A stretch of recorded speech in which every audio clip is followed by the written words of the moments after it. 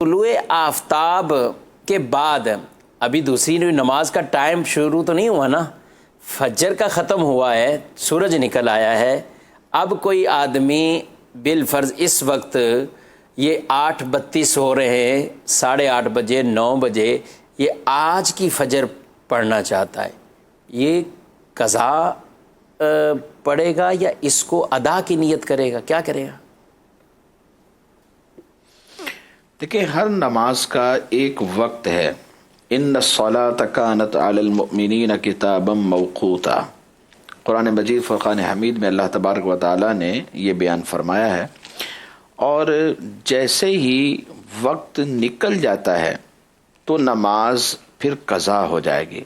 یعنی اگر وقت کے اندر ادا نہیں کر سکا تو گویا اب قضا ہے.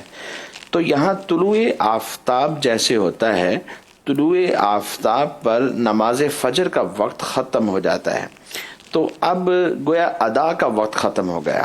قضا کے لیے تو پوری زندگی وقت ہے، لیکن ادا کا وقت ختم ہو گیا. اب طلوع آفتاب کے بعد جب یہ نماز ادا کریں گے جو مقررہ وقت ہوتا ہے اس کے اندر جا کر، تو پھر قضا کی نیت کریں گے. اور اس کے ساتھ صرف فرض پڑھنی یا سنت بھی پڑھنی؟ ظہر کی نماز سے پہلے جو زوال کا وقت ہوتا ہے اس سے پہلے اگر یہ ادا کرتے ہیں تو فقہاء نے لکھا کہ اس صورت کے اندر 2 سنت فجر بھی ساتھ ادا کی جا سکتی ہیں. اور اگر یہ ظہر کا وقت شروع ہونے کے بعد ادا کی جائے گی تو پھر ایسی صورت کے اندر صرف فرض پڑھنے ہوں گے، پھر سنتیں نہیں. ٹھیک ہے.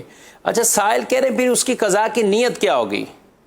دیکھیں، قضا کی نیت تو وہی ہے جو عام نمازوں میں نیت کی جاتی ہے. جیسے ظہر کی نماز میں ہم قضا کی نیت کرتے ہیں، اسی طرح فجر کی نماز میں قضا کی نیت کریں گے. 2 رکعت نماز فجر فرض قضا جو آج میرے قضا ہوئے، اگر متعین ہے تو اس کو واضح کر دیا جائے. اور اگر بہت ساری اور بھی نمازیں ہیں تو پھر ایسی صورت کے اندر جیسے فجر کی بہت ساری نمازیں قضا ہیں، اللہ نہ کرے کسی کے لیے ایسا ہو، لیکن اگر اس طرح کی صورتحال ہے تو اس میں پھر 2 صورتیں ہوتی ہیں.